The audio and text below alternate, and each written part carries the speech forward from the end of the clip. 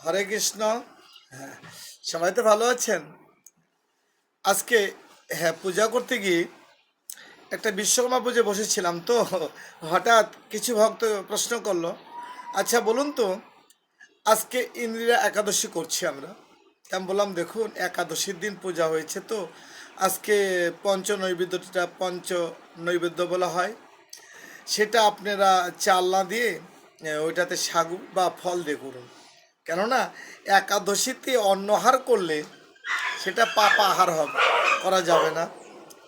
তো যাক, ওনারা শ্রবণ করলো ফল দিয়ে বা বিভিন্ন মিষ্টান্ন ইত্যাদি ইত্যাদি দিয়ে, মানে পরমান্নটাও করছে, বলে ওটা দিয়েন না, তবুও তো মানে কেমন যেন। যাক, পূজা করলাম, ফলে জলে ধূপ তেল তৈল প্রদীপ গন্ধ চন্দন আসন সাজিয়েছি, ঘট স্থাপন করি, প্রাণ প্রতিষ্ঠা চক্ষুদান করেছি, আহ্বান করেছি, পুষ্পশুদ্ধ করশুদ্ধ করে গুরুমন্ত্র জপ করে ধ্যান করলাম। ধ্যান করে ধ্যানের পুষ্প মস্তকে রেখে বিশ্বকর্মার কাছে আমি প্রার্থনা করলাম, হে বিশ্বকর্মা শিল্পাচার্য, শুনেছি প্রভু শাস্ত্রে প্রমাণ আছে তুমি বিশ্বের মঙ্গলের জন্য যান্ত্রিক ত্রুটিগুলো, সকল যান্ত্রিক যানবাহনের যে যান্ত্রিকগুলো আছে, যন্ত্রগুলো আছে, এদেরকে রক্ষা করার দায়িত্ব তোমার প্রভু।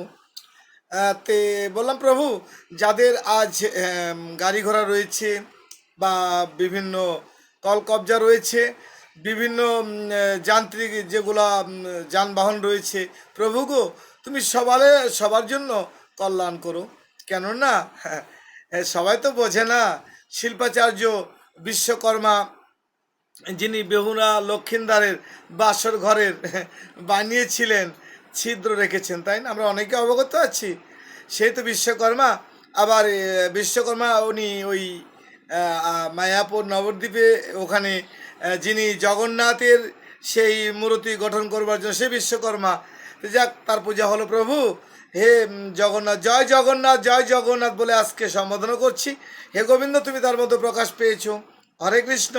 সবাই ভালো থাকবে, আর কথা মাথায় রাখবে, আজকে যে একাদশীটা, ইন্দ্রিরা একাদশীর উপবাস করলে দেহের দশ ইন্দ্র, দেহের 16 কলা, 16 রিপু, 6টি রিপু, 10টি ইন্দ্র, এই যে 16 রিপুকে জয় বা এদেরকে দমন করা খুব সহজ হবে। ইন্দ্রিরা কথার অর্থ হলো এই যে আমাদের দেহে যে জ্বালাভোগ দুঃখ কষ্ট, এগুলাকে দূরীভূত করবার জন্য আজকে একাদশীর উপবাস। কেমন আছে? সবাই তো অবশ্যই করবেন, করবেন না? সবাইকে করতে হবে, না করলে ঘোরতর পাপ হবে, তাই না? আচ্ছা, যারা না করছেন তারা ওই ভগবান নাম জপ করুন এবং ভগবানের কাছে বলুন আগামীতে যেন আমরা করতে পারি, তাই না? এটাই তো কামনা। হে গোবিন্দ, তুমি সবার কল্যাণ করো, সবাই মঙ্গল থাক, সুখী থাক, কেউ যেন দুঃখী না হয় প্রভু। হরে কৃষ্ণ। জয় জগন্নাথ, জয় জগন্নাথ, জয় মহাপ্রভু। হরে কৃষ্ণ।